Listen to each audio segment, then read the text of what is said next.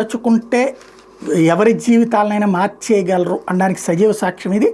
వైఎస్ఆర్ జిల్లా మైదుకూరు పర్యటనలో శనివారం చంద్రబాబు వెళ్ళిన సందర్భంగా ఇచ్చిన హామీలతో 24 గంటల్లోనే కొంతమంది వ్యక్తుల జీవితాల్లో మార్పులు చోటు చేసుకుని ప్రజా సమస్యల పరిష్కార వేదికకు బలం చేకూరేలా ముఖ్యమంత్రి ప్రత్యక్షంగా అందించిన వినతుల మీద అధికారులు ప్రత్యేక దృష్టి సారించారు. మైదుకూరులో సీఎంకి అందిన వినతుల మీద జిల్లా కలెక్టర్ చెరుకూరి శ్రీధర్ వేగంగా స్పందించారు. స్వర్ణాంధ్ర స్వచ్ఛాంధ్ర కార్యక్రమం భాగంగా శనివారం సీఎం మైదుకూరులో పర్యటించడం, స్థానిక వినాయక నగర్కి చెందిన విష్ణువందన ఇంటిని సందర్శించారు. తడి పొడి చెత్తను వేరు చేయడం, చెత్తతో సంపద సృష్టిస్తూ ఇంటి ఆవరణలో కూరగాయలు సాగు చేస్తున్న విష్ణువందనను అభినందించారు. ఆ సమయంలో ఆమె కుటుంబ సభ్యులు పలు వింత పత్రాలు అందజేశారు. పరిశీలించి సాయం చేయాలని సీఎం అధికారులను ఆదేశించారు. దీంతో ఆదివారం కలెక్టర్ శ్రీధర్, జేసీ అదితి సింగ్ విష్ణువందన నివాసానికి వెళ్లి ఆ కుటుంబం నుంచి వచ్చిన 6 వింతల్లో 2 పరిష్కరించారు. విష్ణువందన మామ సుబ్బారాయుడికి వృద్ధాప్య పింఛను మంజూరు చేశారు. ఆమె భర్త వీరప్రసాద్కు ఉపాధి కోసం వెల్డింగ్ మిషన్ పంపిణీ చేశారు. అనారోగ్యంతో ఆమె తోడికోడలు ఉమాలక్ష్మీదేవికి ఆదివారం ఇంటి దగ్గరే చికిత్స అందజేశారు.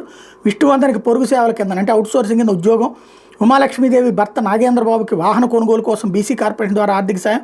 సుబ్బారాయుడు కుమారుడు నీరజ్ చంద్కి ఉద్యోగం కల్పించాలని ఉపాధి కల్పన విభాగాన్ని కలెక్టర్ ఆదేశించారు. సీఎం ఇచ్చిన హామీల్లో కొన్నింటిని వెంటనే నెరవేర్చామని, మరికొన్నింటిని మిగతా చొరవ తీసుకుని చేస్తామని ప్రకటించారు.